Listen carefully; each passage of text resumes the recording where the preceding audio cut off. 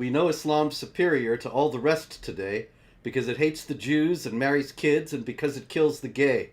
But if you're in the market for something less bloodthirsty, come chat with me and David Wood on the night before Thursday.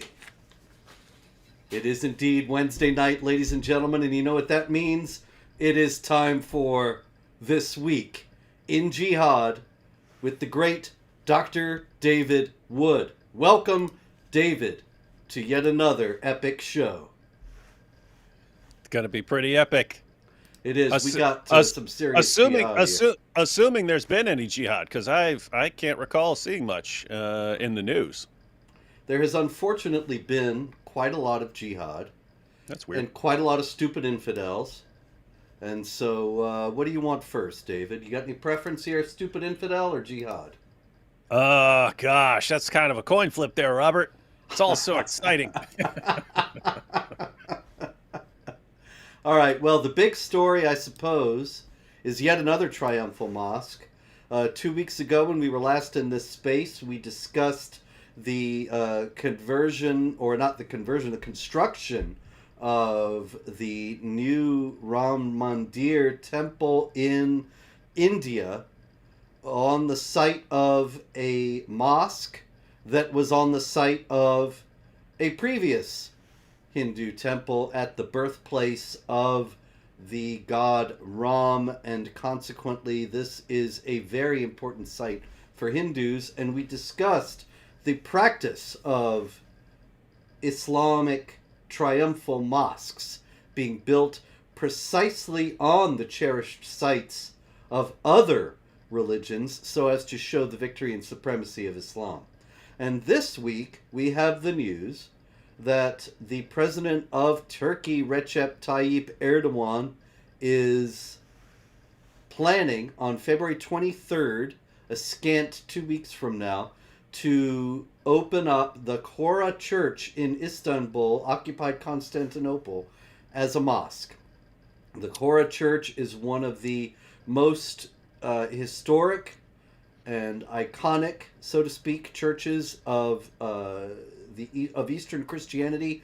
Contains icons that are considered a World Heritage Site by UNESCO, and they are some of the most beautiful artworks in the world.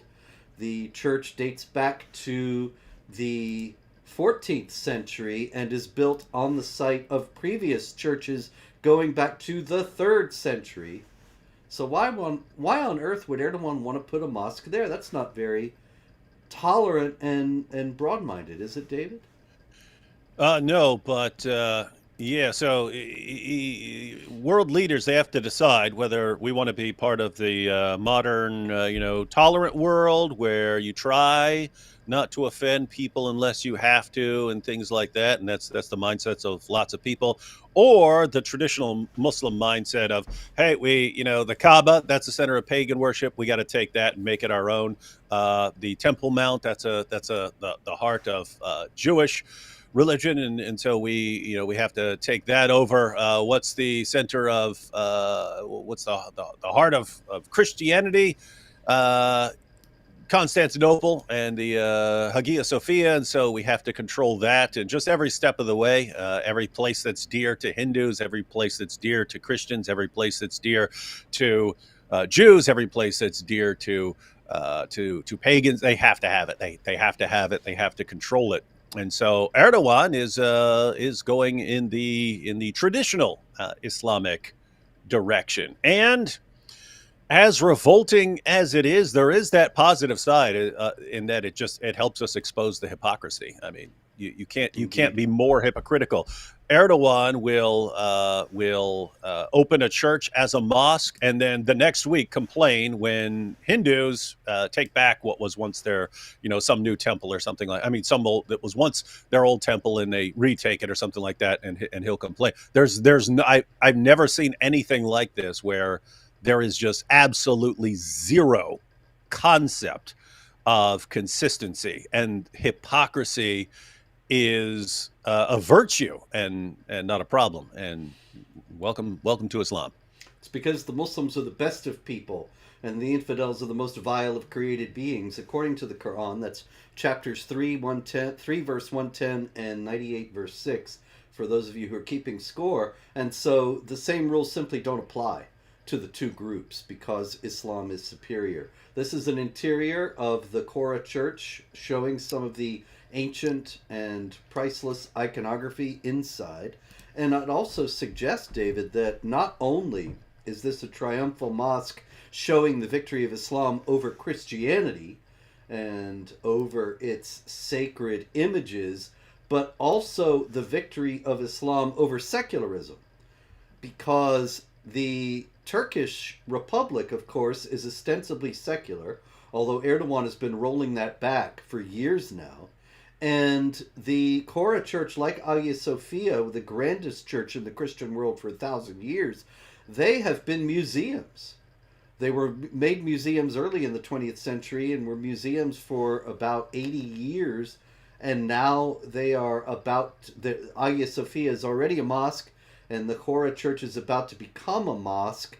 The idea is that Islam is victorious over secularism that would make these into museums that people of all faiths can enjoy. So Islam is just breaking out in victory all over, David. And so you see, Yeah. they Well, are. I have to say I can't see that it's really a victory. I view it as like a last pathetic attempt to turn the tides. We've talked many times before about the trajectory, the trajectory. Um, you know the reference? Yes, this is Well, this is yeah. our friend Muhammad Hijab, is it not? Yeah. Yeah, so they're focused on trajectories, which is interesting because I focus on trajectories as well. Not to, you don't just look at what's in front of you, you look at the trajectory. And Muslims are looking at the trajectory, and the trajectory is that just, between like 15 to 20 years ago and now, the apostasy rate of younger Muslims has gone from close to 0% to around 25%. And they're looking at that going, if the trajectory continues, then Islam's just going to die. And what are we going to do about it? And so they don't know what to do. They have no clue how to deal with this. But in Islam, the solution to every conceivable problem is always to get more violent, more aggressive, more in your face, more confrontational. And so you see this all across the Muslim world. And the positive side is if they try all this, we're going to bring back Hagia Sophia as a mosque, and we're going to bring back this other place as a mosque. We're going to crack down. We're going to launch new jihad attacks. We're going to establish the caliphate over here. And we're going to be in your face with dawah nonstop, and we're going to be complaining about Jews 24/7. That'll work. But if that doesn't work, they got nothing left. There is no plan after that. And see, they kind of understand. The leaders kind of understand it's now, and if this doesn't work, Islam crumbles. So we have to put everything in the now. And the good side and the positive side is if they fail when this is their last chance. There will still be Islam and so on. There will still be problems with Islam, but if this doesn't work and it actually crumbles, they're not going to be able to do anything about it. Yeah, you could start to see a catastrophic decline in the numbers of Muslims, as we've already seen in Iran, and has been very little remarked upon outside of our conversations here and your conversations elsewhere. That only 40% of the people in Iran, which is supposed to be 99% Muslim, identified themselves as Muslims in a recent survey. That's just staggering. Mhm. And it shows that, well, people don't like Sharia and they don't like living under it. No, they don't. And me and AP were just doing a show maybe a couple weeks, maybe 2 weeks ago or so ago. But we're talking about MBS, the Crown Prince of Saudi Arabia, and the recent changes here. Now, keep in mind, this is a guy who will apparently have you murdered if you're on the wrong side of him. But what else? They made it so women can drive, and that was a pretty huge step for them. But then it just snowballed, and then they're having concerts with like Iggy Azalea twerking on stage and telling people to worship the goddess, and so on. Yeah, Iggy And Azalea. did Yeah, Iggy, I don't know who Iggy Azalea is, but did this person get beheaded? No, they're being invited. So Metallica, Incredible.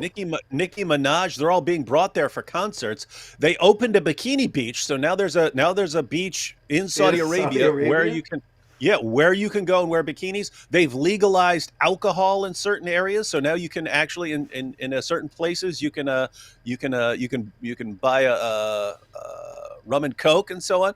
So they're doing Incredible. all this stuff, and it's like this rapidly. But I saw a little interview from a woman at one of at the beach and so on. She was saying a couple of years ago we weren't allowed to listen to music. We could not listen to music. We would be in trouble for listening to music. And now we're walking. Now ladies are walking around in bikinis. And so anyway, the point is, oh, and one of the things we found out as we were doing the show on MBS was it's estimated between 5 and 10% of Saudis in Saudi Arabia are actually closet atheists, Oh, and I'll bet it's more so than that. yeah, maybe more than that. But I mean, keep in mind that like they're just now allowed to do all this stuff, and they're just now getting all these additional sporting events and music concerts and so on. And yep, times are a changing, and so when the times are a changing, the dawa clowns are a panicking. Well, Erdogan is moving in the other direction over Mhm. in Turkey. He's And trying. there's the charming fellow himself. What a And loser. Erdogan recently was speaking in Smyrna, which is near where my family is from, less than an hour away. And so I'm sorry I wasn't able to be there, Mr. Erdogan. But he said that hostility against Sharia law is hostility against Islam, which I think that in light of his avowed Islamic bona fides, he's very likely to impose Sharia or as much of it as he can possibly get away with in Turkey as soon as he can. He also went on to say, if you look at the history books, you will see that Turk equals Muslim. A definition of Turkishness without the inclusion of Islam's holy war spirit is merely an attempt to turn the Turkish nation into a folklore tale. And he says Sharia represents the entirety of Islam's rules on life, and he threatened those who dare to criticize it. To encourage imams not to limit themselves to working inside mosques, but to increase their presence in Turkish society. So as Saudi Arabia becomes secular, it looks like Turkey is going to fill the gap. It'll collapse. Oh, yeah, well, they always do. Meanwhile, in Iran, where they've been trying this for quite some time, we have, I know I have pictures of these guys. Now that's Iran. That's a perfect example. So they're looking at the numbers too. Mm-hmm. And it's kind of obvious. It's kind of obvious. Like if we don't handle this right now, it's going to be too late. It's going to be too late 10 years from now. So we have to basically. Their theory is we'll start a war with absolutely everyone and hope the Mahdi comes and rescues us. Yeah, and so this is Ali Reza and Amir Noor Mohammadi. And their name, of course, their surname there means light of Muhammad, but they are actually Christians, and they have been arrested and charged. And here's the charge: they were charged with, the quote is, deviant educational or propaganda activities contrary to the holy Islamic law by making false claims in religious fields. And they've also been charged more succinctly with propaganda against the state. Now, David, these guys, all they did was convert to Christianity. How is this Mhm. propaganda against the state or activities that are contrary to holy Islamic law? Surely, holy Islamic law is tolerant and peaceful, right? Yeah, well, you're gonna have to read some books, Robert. I Yeah. recommend the Critical Quran. Forget the author, but go ahead and get that, and get a history of jihad. That'll be pretty helpful.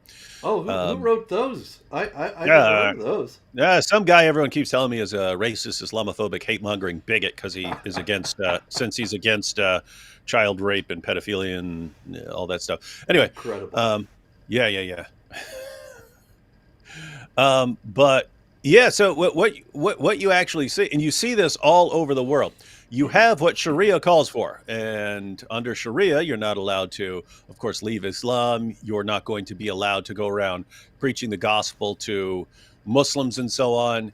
But it's hard to just say in lots of places. It's hard to just say, "Hey, we want to execute apostates, or we want to do this, or we want to do that," because you'll get blasted. And so they kind of have to put it in different language. They have to, this is a crime against the state. Well, why? It's the exact same thing. But so anyway, they want to punish people for doing the exact same things that are, against the law under Sharia. But they want to, I don't know, if they want to dress it up to make it sound like it is something Yeah, that a state should be punishing people for.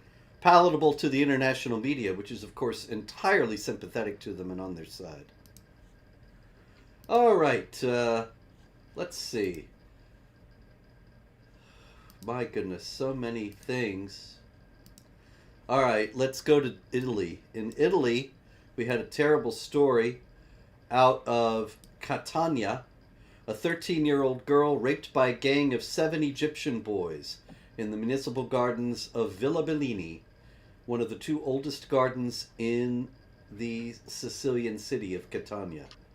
Now, we always hear stories like this, and people sometimes claim that these are just crimes that people commit, and that everybody there's rapists in every country of all ethnicities. So it's just Islamophobic and picking on Muslims to have this in a show called This Week in Jihad. What do you think, David? Is this just racism and bigotry?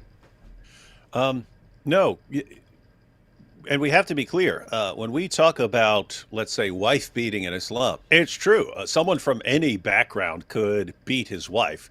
When we talk about rape, yes, someone from all sorts of backgrounds could just be evil and rape someone. So you can have all kinds of non-Muslims doing the exact same things.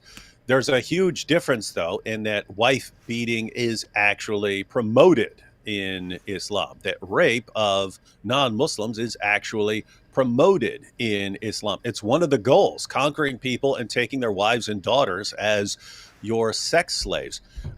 So when we point this out in Islam, notice if someone from some non-Muslim is a rapist, he has to be constantly hiding what he's done. He tries to evade being captured, and if the police find the person, he goes on trial and he gets sentenced to prison. Everyone understands it's wrong. One of the things we've seen with like the grooming gangs and some of these other situations is it'll be a family affair. It'll be three brothers and their father and their uncle and grandpa, and they're all gathered together gang raping these young girls. Why? Because they don't believe it's wrong, and they don't believe it's something you need to hide. They believe it's perfectly acceptable. Similar with wife beating and so on. And so, yeah, there's a problem in that.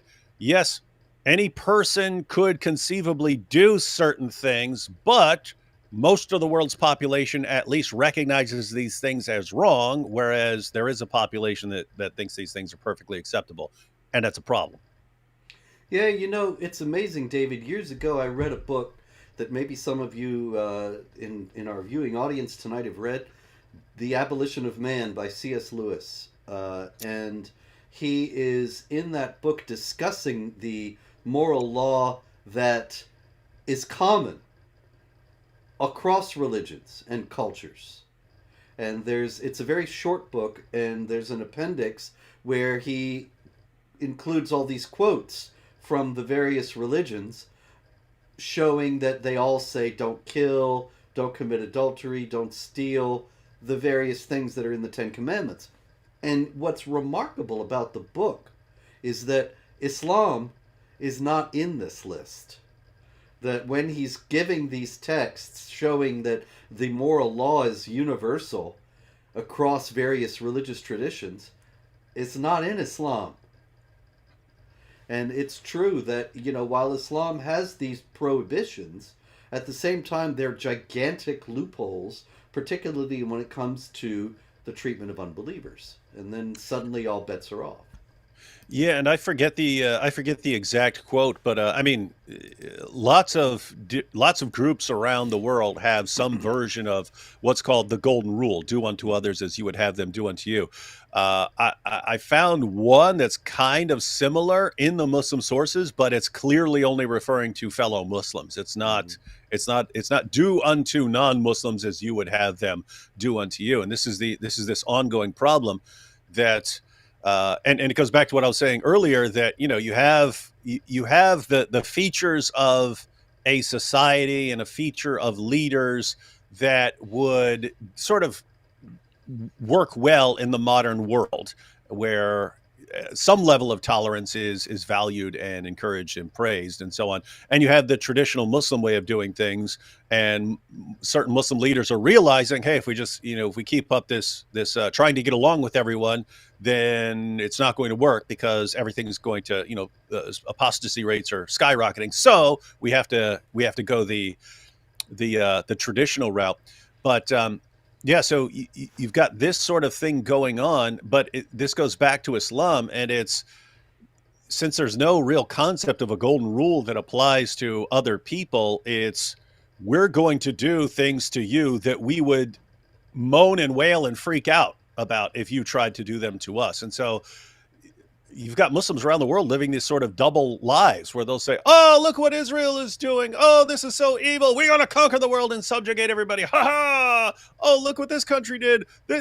Someone tugged on a hijab there. Ah, we're gonna kill women who refuse to wear the hijab." And they're like living this double life where they get to crack down on everyone and control the entire world and subjugate everyone and abuse people in every possible way and rape and kill and everything. But we're all supposed to be the entire world is supposed to grovel at their feet. And my goodness, I can't wait for this to break down. Well, David, this is very interesting. There are a lot of stories this week about this kind of double standard and about the difference between the values that you were explaining moments ago in regard to rape. That these rape gangs, all the relatives join in because they don't think there's anything wrong with it, and there's none of the furtiveness or the secrecy that it generally is involved if somebody is a rapist in a non-Muslim context, because the non-Muslim rapist can take for granted that everybody thinks it's wrong. And another example of that is everybody hates Hitler, right? Do you know anybody that loves Hitler? I don't know anybody that loves Hitler. And yet, in the Islamic world, Mein Kampf is a perennial bestseller, and there's a new movie out in Egypt, David. It's called A Century and 6 Years. And you see how it says on the poster, it says jury prize. It's winning prizes. And I looked up, all these prizes are in places like Qatar and various other film festivals in the Islamic world. And this is the wonderful story of the grandson of the Mufti of Jerusalem, Haj Amin al-Husseini, who lived in Berlin during World War II and was friends with the Nazis, made pro-Nazi broadcasts and so on. His grandson supposedly goes to Germany and demands that the Germans honor Hitler's promise to leave all of Palestine free of Jews. And so this movie is a big hit in Egypt because they love this idea and they love Hitler. And so while the rest of the world agrees Hitler was a monstrous human being, one of the most evil people who ever lived, he's a big hero in the Islamic world. Yep, one of life's great mysteries. Okay, in Spain, in Montellano, we had a teenager who was manufacturing Mother of Satan explosives, which was the deadly explosives that blew up in the house of a group of jihadis in Catalonia in 2017. They had a work accident, apparently. And this 16-year-old Syrian refugee intended to show up at school with his Mother of Satan explosives and commit mass murder there in the name of Allah. 16 years old. Now, what on earth? David, 16 years old. Surely he must have fallen in with the wrong crowd. Am I right? Yeah, yeah, that happens all the time. Yep. You But know, you, but notice there's another parallel here to what we were just saying in that you do have just random kids who decide to become school shooters or something like that. So you can have that. It's not like a communal thing. It's some kid who's got some serious problems decides to go and shoot up a school. But in Islam, this would be considered by a lot of people a really, really awesome thing to do, and an awesome and noble thing to do. If you're taking out as many kuffar as possible and terrorizing people in the name of Allah. I have to say though, if that stuff, that explosive's called what? Mother of what? mother of Satan. Mother of Satan. That would, I mean, the proper name would be Amina.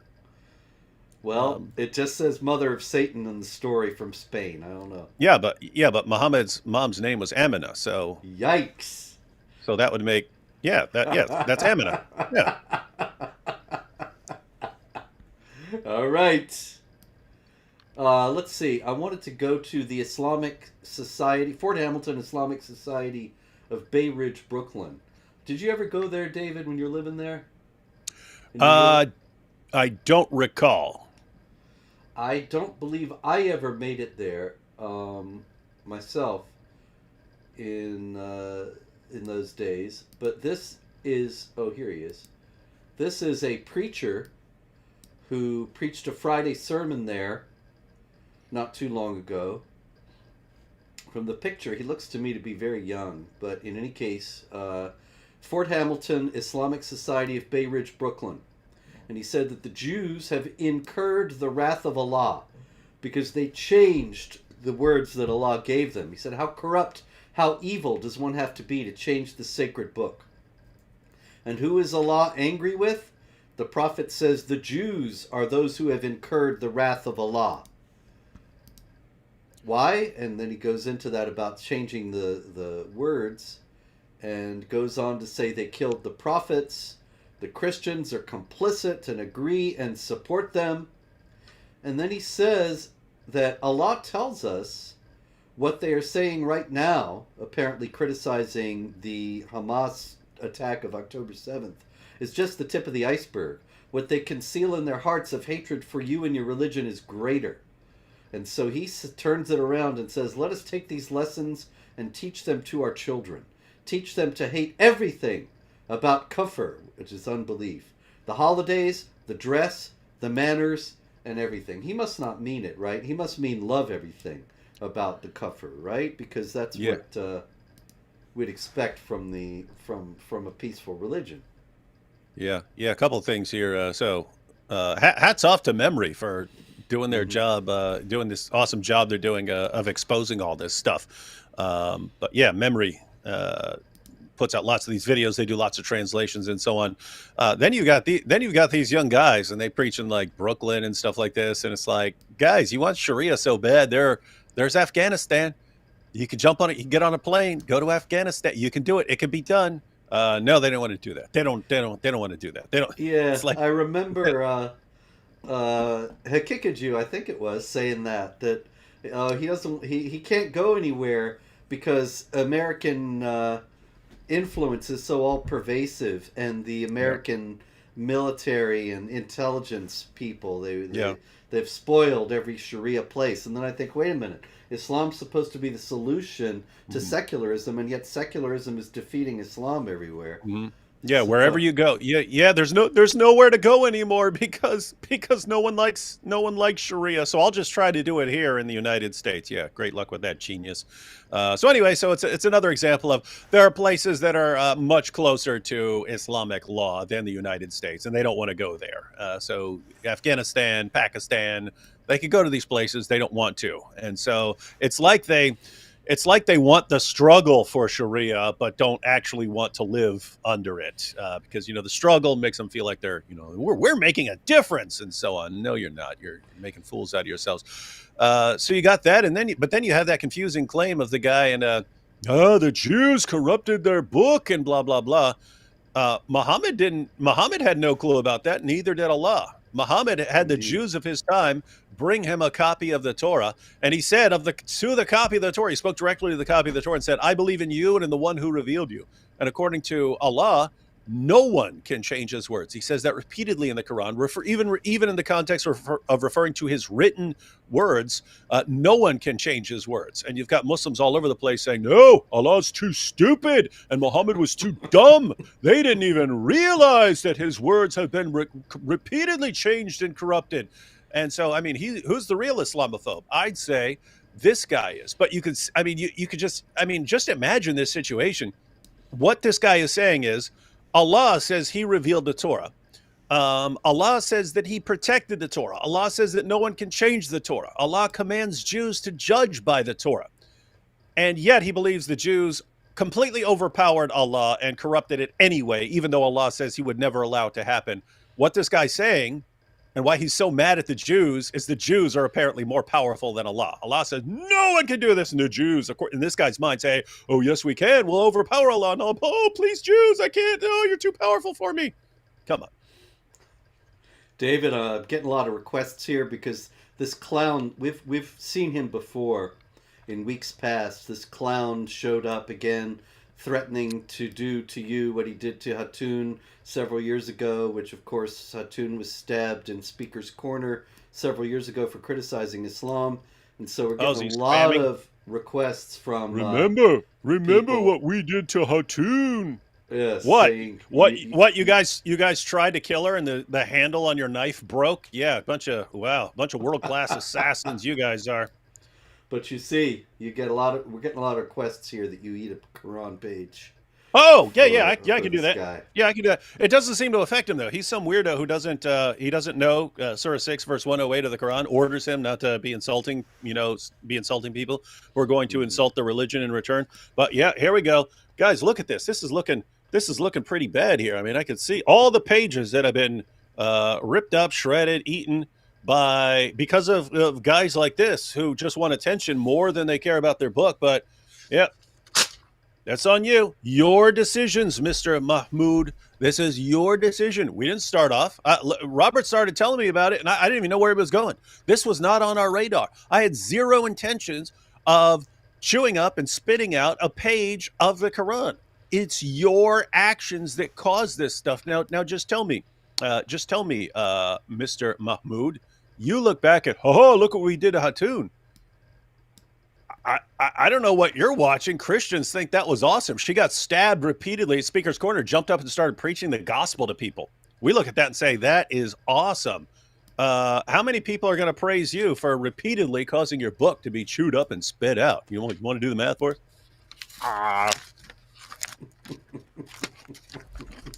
Now I feel like a goat. Yeah, the goat that ate the Quran. Yep. Mm-hmm. What was it? The part about breastfeeding. Well, actually, Sunan ibn Majah, 1944, mentions the verse of breastfeeding an adult, and of the verse of stoning an adulteress. And it's interesting that Aisha focuses on those because she was accused of committing adultery. And then in order to get her off because Muhammad really, really liked her, he came up with this rule about how you have to have four male witnesses to be able to accuse someone of something. So that was to get Aisha off the charge. And the other thing was breastfeeding adults, where if a woman's going to be around a grown man, then Muhammad and Allah's solution to any concerns about them, hooking up, is to have the woman breastfeed him, and then he'll be like her son, and then he won't be sexually attracted to her anymore, and you don't have to worry about it. So brilliant stuff. Any woman in the world, I would say any man in the world, should instantly think of that as the stupidest thing that's ever been claimed by anyone to be a revelation. But Aisha mentions those verses, but notice this. There would have been more here, and according to Ubay ibn Ka'b, in Abu Ubaid, over 200 verses were lost from Surah 33, just from Surah 33. Over 200 verses. He said it used to be as long as Surat al-Baqarah, Yep. and now it's not. Now it's a fraction of that. And what happened? So this goat or sheep did some serious. By the way, a little side note, Robert. There's a conflict in the Muslim sources. Some say it was a sheep that ate the verses. Some say it was a goat that ate them. We actually tested this. We actually tested this. We put some pages in front of a sheep and in front of a goat. We got video footage of that. But yeah, this was done on a farm with a bunch of sheep and goats, and we can confirm that a goat is massively, massively more likely to eat pages of a Quran than a sheep is. So we can actually settle this matter scientifically all these years later. But yeah, so anyway, I think you should get an award from Al Azhar for that. yeah. Yeah. I know. Settling I mean, that issue. it's interesting. Like you have this this in the Muslim sources, and they don't know what the case is, and we can actually figure it out and help them nowadays. But yeah, so a bunch of that was eaten by let's go ahead and say it. We could say it here. A goat. It was a goat. But you're talking over 200 verses, and if you read Surah 33 today, it is one of the most hideous and repulsive and revolting chapters of the Quran, and that's after Muhammad's wives conspired to edit out the worst parts, and it's still one of the most horrifyingly evil things in existence.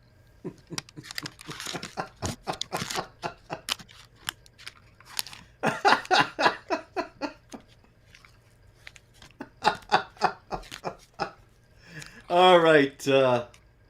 While you're digesting this issue, we're going to go to some stupid infidels. Let's see. What is this guy's name? All right.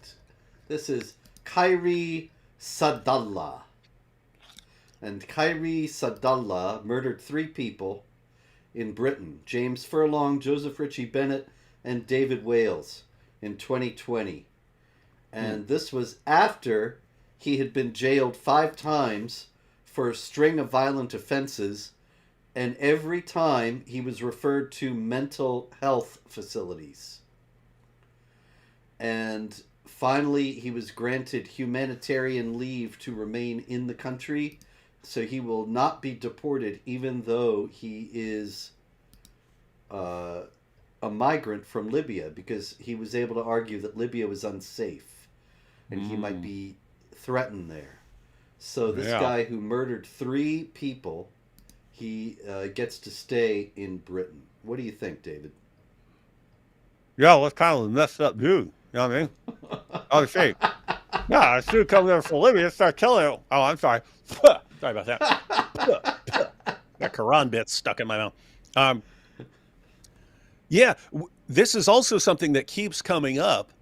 Why are all these guys who are obviously jihadis hell-bent on slaughtering unbelievers in the name of Allah? Why do people keep thinking, oh, these guys just need mental health treatment?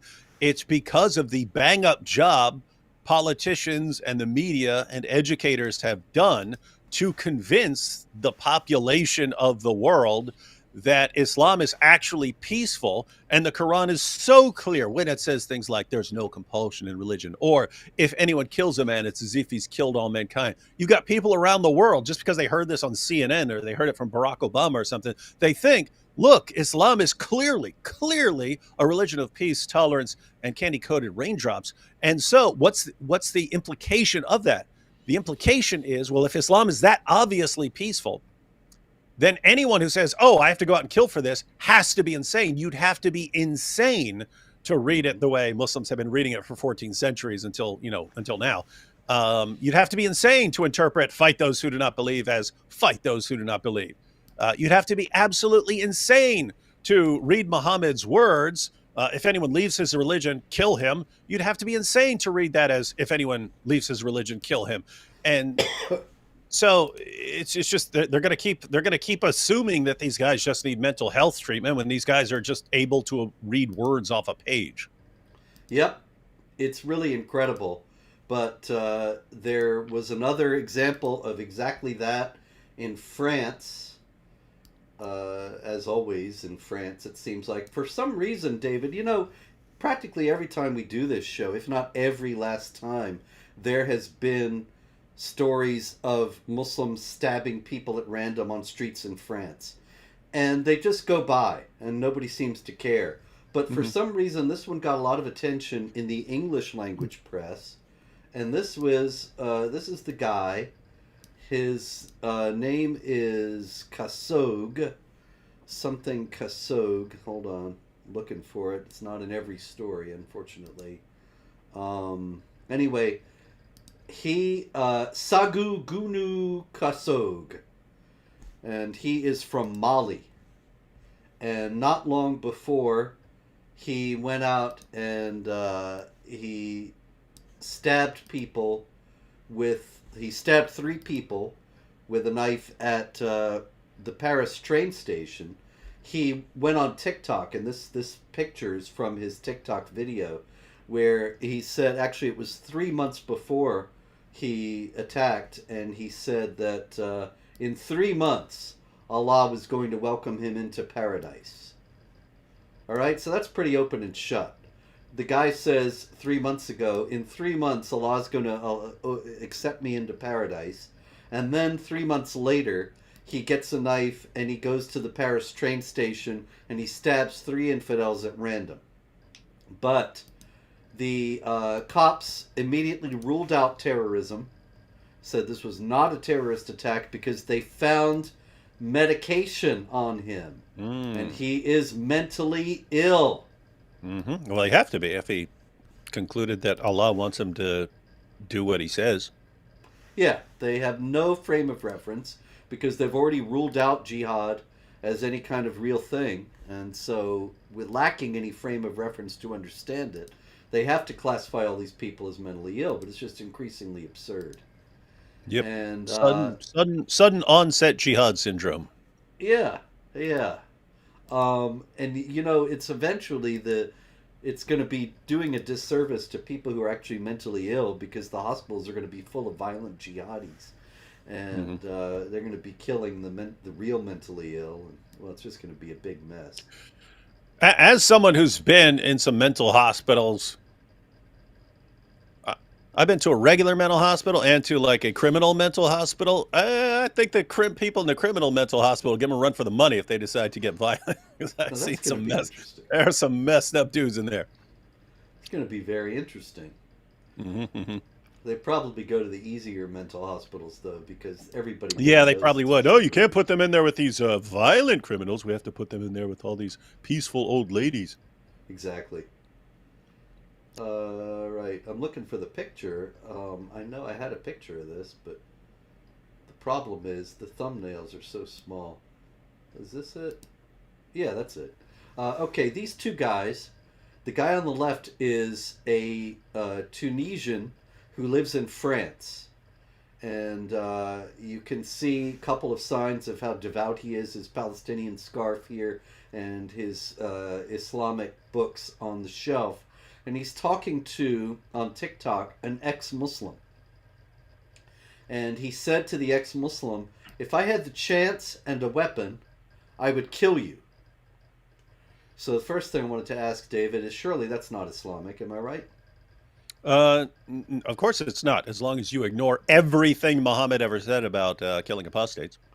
Indeed. Muhammad said if anybody changes his religion, kill him. So this guy, he says to the ex-Muslim, if I had a chance and a weapon, I'd kill you. And so the ex-Muslim says to him, look, you live in France. In France, they allow mocking of the Prophet and of Islam. Why on earth did you, a devout Muslim, move from Tunisia, where that kind of behavior would be against the law, to France, where it's tolerated? And he said, I came here because of the money they give us. I have to say, Robert, looking at this guy, Yep. this story was much better and much happier than I anticipated, because it's just him talking trash to an ex-Muslim and the ex-Muslim responding and so on. When I saw that dude, I was like 80% sure it was going to be here's a Muslim living in France who dressed up as Santa Claus for Christmas so he could get little boys and girls to sit on his lap, and then it turns out the guy's a pedophile. I thought that was going to be the story. Well, you never know. The guy's going to wake up tomorrow and do something in France. But in any case, we can hope he won't cause any damage.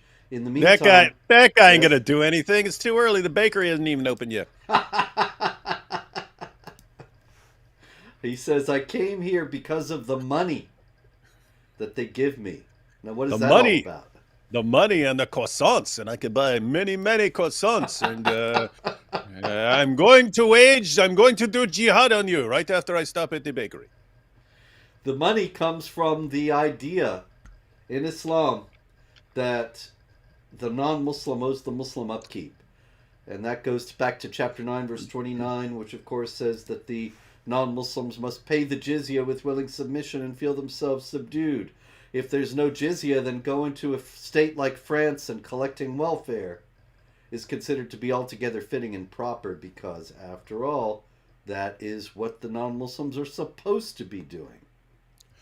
And there are two really awesome ways to get money if you can get to a place like France or the UK or something like that from a Muslim country.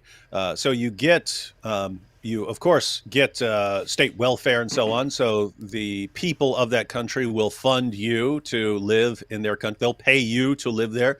But also, if you're like this guy and you start, we have to kill the apostates, and we're going to, and caliphate, Muslims will start sending you money. And that's why, I mean, dawah, becoming a da'i right now is a very lucrative career because tying this in with all the stuff about Muslims being in a state of panic, they're ready to rally around anyone who says, and I'm the one who can save us from the avalanche of apostasy, and yes, give this guy all the money in the world to save Islam from all these things. And these guys know this. But just going back to the welfare, I mean, I can almost guarantee you this guy has like 3 or 4 wives, just because that's what happened when people were doing it for those kinds of reasons. I saw Muslims explaining in a Islamic like discussion group at one point, saying that it's understood that in most Muslim countries, unless you're wealthy, you can't have 3 or 4 wives because you have to keep up residences and so on. It's very, very expensive. They said it's understood among Muslims, if you can just get to a Western nation, you marry 3 or 4 women in a Western nation, and you get your marriages at the mosque. So they're not recognized by the state. As far as the state is concerned, these are single mothers, and they all get state benefits, and the state pays for you to be polygamous. And they said it's understood. If I'm here, I might get 1 wife. If I get to there, I can have 4 wives and 4 houses, and I don't have to pay a penny for any of it because the state will fund it. Yep. Wow. Germany just made an explicit exception for Afghan polygamists, and they're bringing them over. When Germany, of course, it's still technically illegal, but not for the Muslims. Yeah, you always have to change your rules for Islam. Yes, indeed.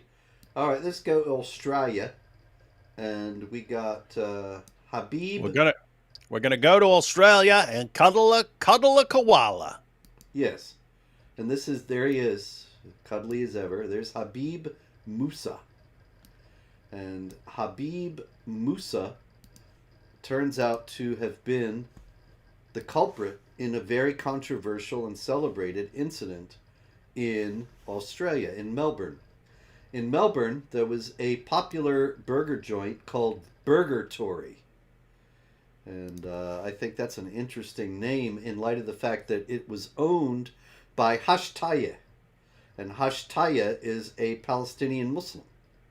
So why he would name his burger joint with a play on words for a Catholic religious doctrine, I do not know. But Burger Tory was a popular burger joint in Melbourne until... I give it to him. That's a pretty funny name.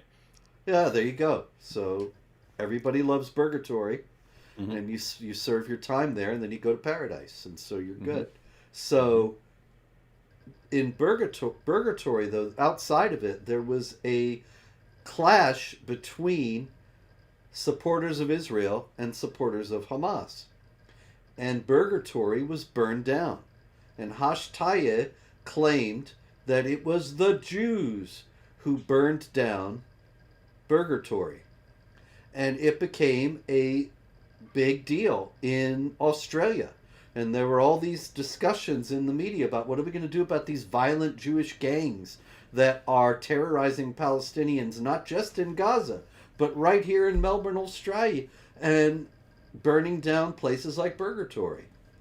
But now it has come out. The culprit was not Jewish at all, but a Muslim named Habib Musa. He burned down Purgatory. Now, why would Habib Musa, a Muslim, burn down a Muslim-owned burger joint? I mean, I can think of multiple reasons. Yes. It could be a staged hate crime, like we see from people like Sheikh Uthman, who squirt ketchup all over themselves, and I've been a victim to kuffar. They got me. Send me more money. So it could be that sort of situation. Can just be an insurance thing if Burgatory wasn't working out pretty well.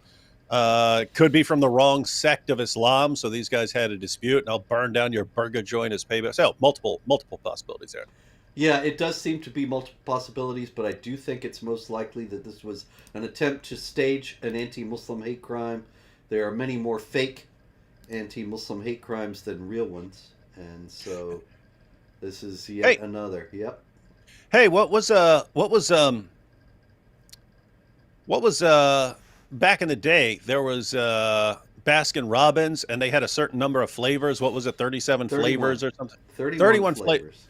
31 flavors. Well, I'm just thinking because this guy's naming his this Muslim guy's naming his burger place Burgatory, not realizing that you could have something that could be considered intolerant towards Catholics and so on. So it's shirk.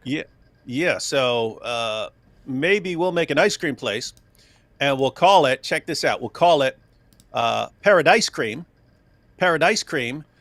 And instead of the 31 flavors, it'll be 72 versions of ice cream. I love this.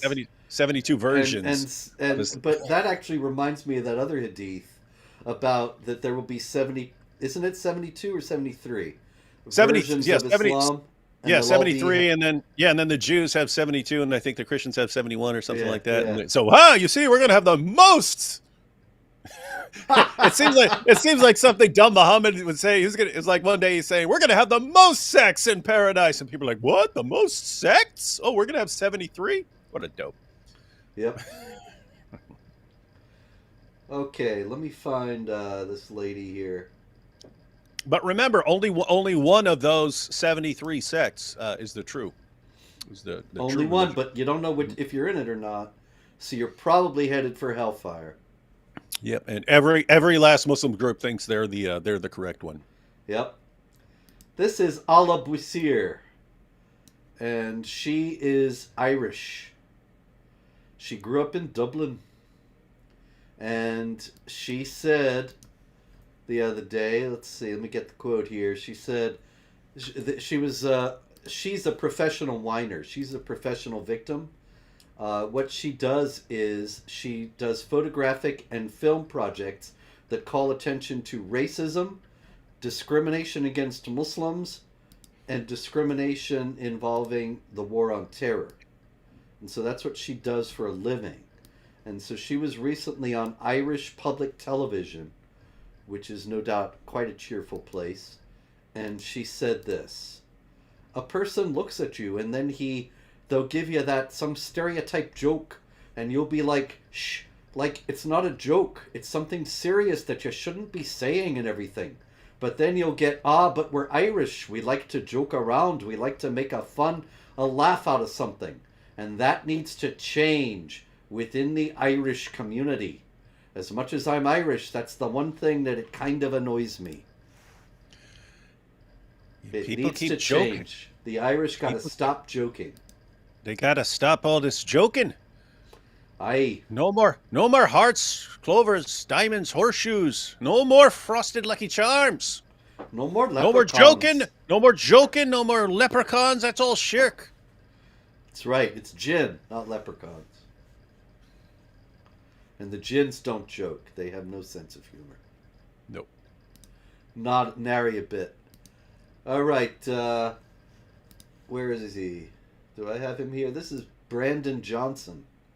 and he's the mayor of Chicago. He's doing a bang up job up there. Yeah, well, in Chicago, of course, they call it uh, Chirac because it's so violent. It reminds people of Iraq during the war, and they've got shootings all the time. Every weekend, you read about another dozen people, 27 people, whatever, shot dead on the streets of Chicago. So, what did they do in Chicago to fix this? They passed an unconditional resolution calling for a ceasefire in Gaza. I think they need a ceasefire in Chicago, but they didn't call for a resolution for that.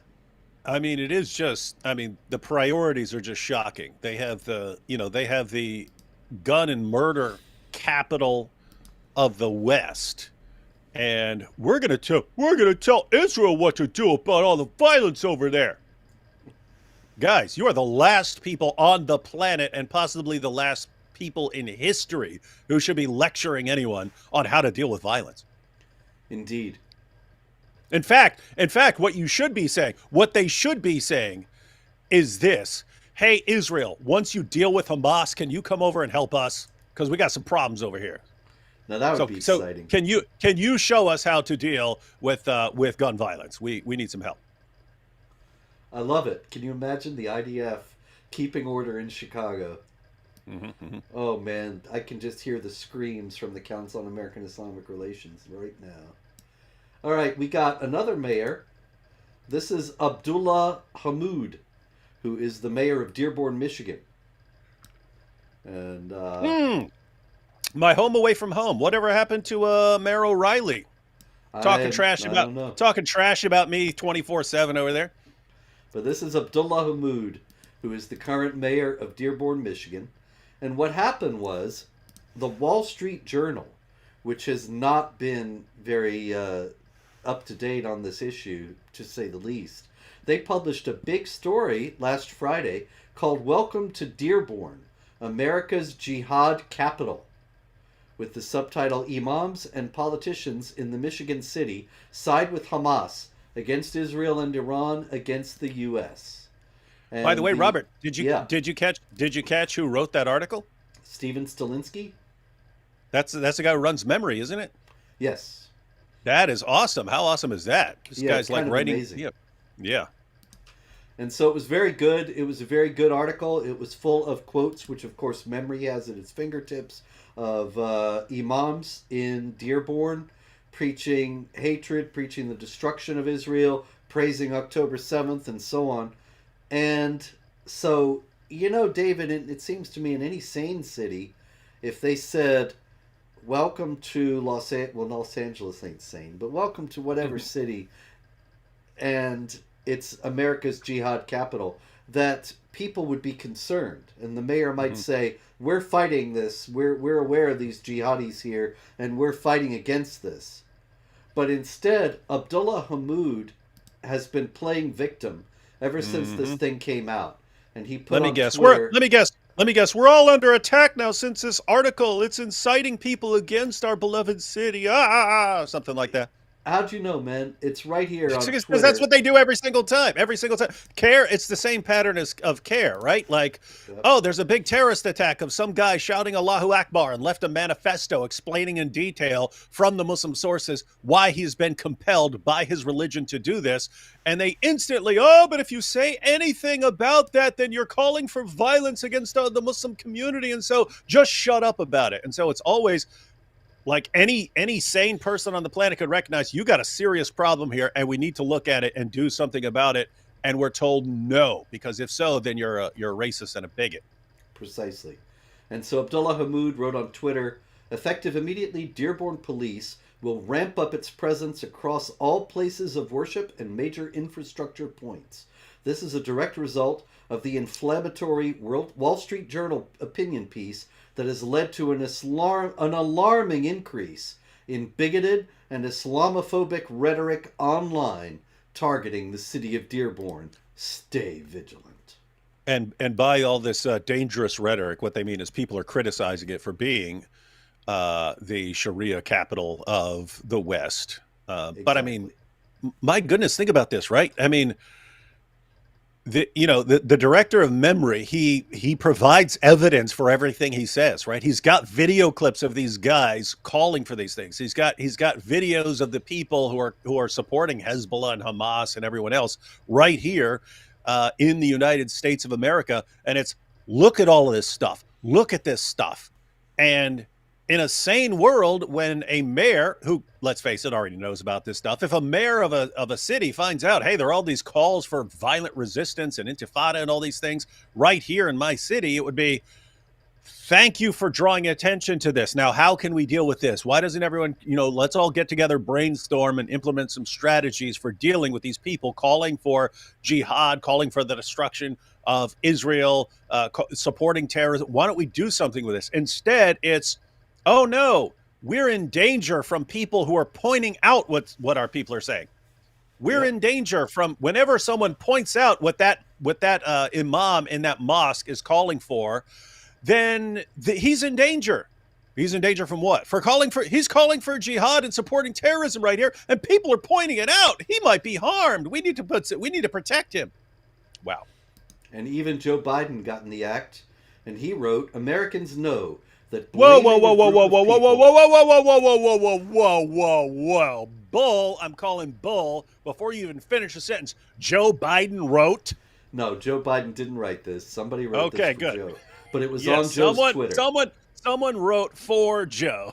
Yes, Americans know. It's like when you say Joe Biden said. It's like, in a sense, he said it. In a sense, the words came out of his mouth, but really someone else said it on his teleprompter for him to repeat. But Quite okay, so. now we've got that settled. All right. Americans know that blaming a group of people based on the words of a small few is wrong. Now, where did this ever happen? Of course it didn't. That's exactly what can lead to Islamophobia and anti-Arab hate, and it shouldn't happen to the residents of Dearborn or any American town. We must continue to condemn hate in all its forms. Mm-hmm. Really, all its forms, like even All those its of forms. jihad, like even like those of hating Jews and hating kuffar, and because if so, then he should support exposing that stuff, which is what the Wall Street Journal article did. So I'm confused as to why people who say, yes, we need to expose hate, somehow mean only expose hate if it's not Islamic hate, if it's not hate from Muslims, then you're not even allowed to mention it, or you're committing acts of hate. It's weird. Yeah, It's because weird stuff. actually Very confusing. that's what Steven Stalinsky of Memory was doing in the Wall Street Journal. He was exposing their hate, and of course that is Islamophobic to do. So it's a giddy world, ladies and gentlemen. Hold on tight, and we will probably not be back here next week, but God willing, we will be back here in the near future as soon as possible with more thrilling jihad news. And until then, keep your head down, pray, hope, and don't worry.